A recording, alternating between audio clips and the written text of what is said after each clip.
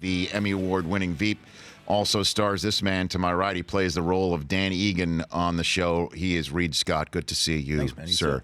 I'll start the same question I asked Tony: is how much fun are you having on this show? It sure looks like you are having an absolute blast on Veep. It's amazing. It's amazing. I don't think anybody these days expects the show to go 6 seasons. Mm-hmm. So, and besides obviously having a job for that long, the chemistry that you get with your cast and your crew and your writers. Yes. I mean, it just gets more and more fun every season. Yeah, funny people. And Julia Louis-Dreyfus is royalty. She's a legend. She is that. Yeah, she really is. I know. Horrible person. Really? Like Terrible. deep down. Mean. And I mean, she scratches. It's just, no. So she's playing herself, essentially, on the show. It's a documentary on show now. And now she's like Miss Northwestern basketball all of a sudden. Yeah, her son is a player on Northwestern. Right, and she's the queen of the cutaways on the first couple of rounds of the NCAA tournament. That's all we saw. She's a proud supporter, man. Like her whole family, both of her kids are great, but we were all rooting for Charlie. That was really fun to see them. for Northwestern. Get to play Gonzaga. I mean, that was incredible. Now, you're a Syracuse guy, right? I am. You went to Syracuse. I did. So when did you graduate Syracuse? 2000. When did you graduate, Brockman? 2002. Okay. Did you see each other on campus? All ever? the time, man. All the time. Is that right? Yeah. Yeah, he used to beat me up. Yeah. For books or what? Take his lunch Beat money. me up for books. For books? Is that what happened? So when you guys were there when Boeheim was there in years 90 through 95, right? Yes. Mm-hmm. How old is Jim Boeheim now? 1,253, right? Is that I want old? to say late 70s. Why'd you go to Syracuse? Are you from there? Up there? I'm from upstate New York. I'm from Saratoga County. Okay. My grandmother was actually one of the first female literature professors at Syracuse. She met my grandfather there. Like 3 of my cousins went there. So it was just, that's where our family went to school. Now, did you do the Newhouse School, like the communication? Or were you interested in that sort of thing? Or no? I was. I took some classes there. I was in the art school. I went for film. And like at one point, I knew I wanted to go for film and stuff. I thought about, going to New York City or something. But I wanted like the real college experience. I wanted sports. I'm a big sports fan. And sure. And the Orange, I was just obsessed with him since I was a kid. Now, it's Carmelo. Was that Carmelo year? Carmelo was 2003. Yeah, he was 3. Yeah. But I saw that game, actually. I was in Geneva on a trip. And I would think I was like the only American up at like 5 o'clock in the morning or whatever it was, like in this bar in Switzerland. Like they don't even care about basketball. And I'm going crazy just watching him run the floor. Yeah. It's amazing. So who was there when you were there, Reid? On the basketball team, like Eton Thomas was our big man. Jason Hart. Football, Donovan McNabb, who was actually my debate partner. Okay, now hold on a second. Yeah. Oh, yes. People don't know this about McNabb. Okay, so this is a Reid Scott, eventually of Veep on HBO. Yeah.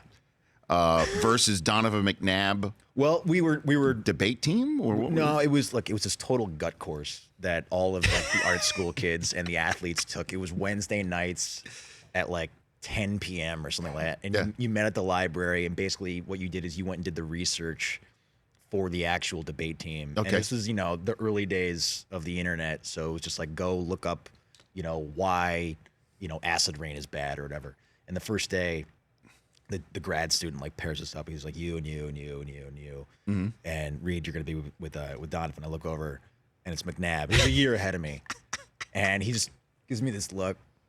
And then we go outside to go across the quad to go to the library. Mm-hmm. He comes. I'll never forget it. He walks inside. He's got his big puffy jacket, and he just flips his collar. He's like, so you got this, right? I was like, yeah. I got it. It's interesting. I think that's what I'm he not said. trying to implicate anybody. No. I think that's what he said to T.O. in the huddle. I think so. In the final throws of Super Bowl 38, 39. Yeah, you got this, right? You got this, right? He was a great guy. Now, did you have it, though? I had it. I had it.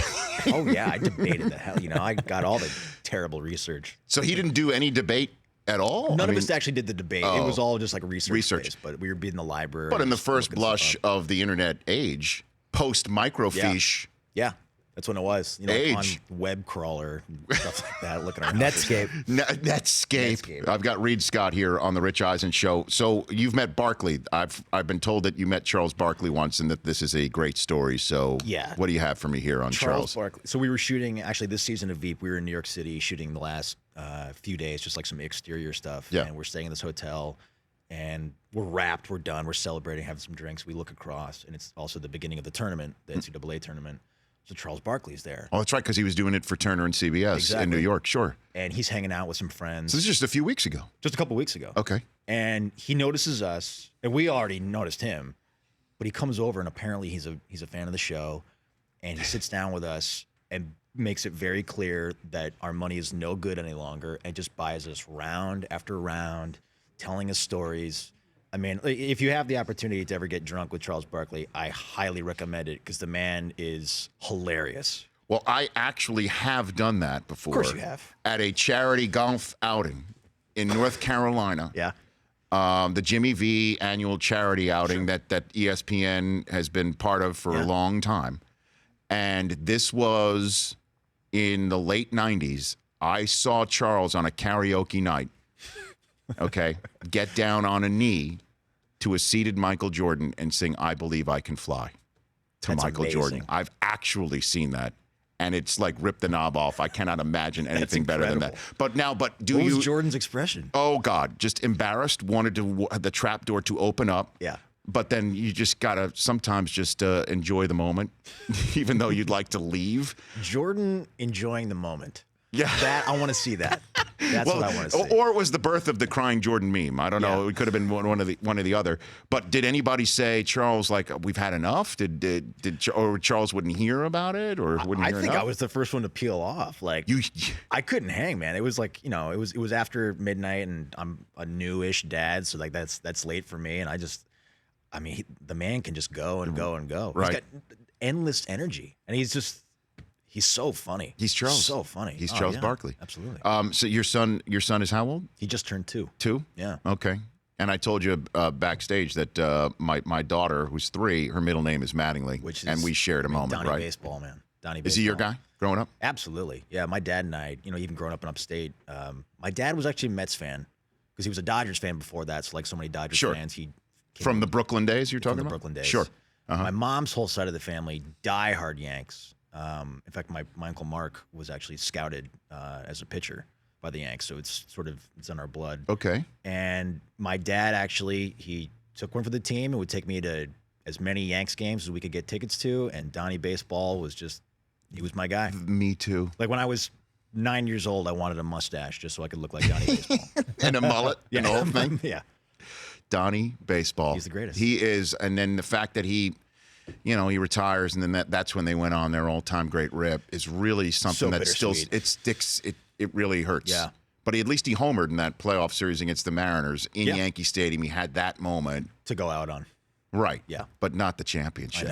I know. But I remember because I was in high school when when Jeter came up, and that whole era of Yankee baseball, it was so exciting because you got this new crop of young guys, but it didn't feel right not having Mattingly around. Like you almost didn't want them to go too far too fast. It's like we gotta. Yeah, Tino came over from Seattle. Right. Yep. The team that had just beaten us, and we're like, okay, we don't need you. Yeah. Wade Boggs too. Yeah. There's Boggs and there's Tino and there's Paul no O'Neill. Don. I was a big Well, O'Neill O'Neill is like the best red ass that you need on your team. You need that red ass on your team. Absolutely. And he came but the best part about it, how it all clicked, is it in many ways redeemed Bernie Williams. Bernie was the guy who was the star, but didn't put everybody on his back like they expected he could. Yep. And that Jeter eventually did, but then Bernie did put everybody on his back for those World Series years. He was tremendous. He was incredible.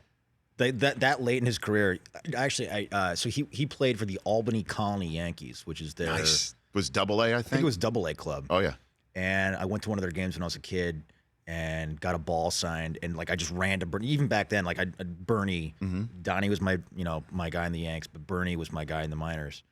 And he signed the ball for me, and I was so excited. And then another guy snatched the ball out of my hand and signs it, and I looked down on it, and I can't even read the writing, but I see there's an S, and he drew it as a giant $sign, and I look up. That's Deion Sanders, and he says to me, he's like, I'm like, he sees the look on my face. He's like, I'm gonna be money someday, kid.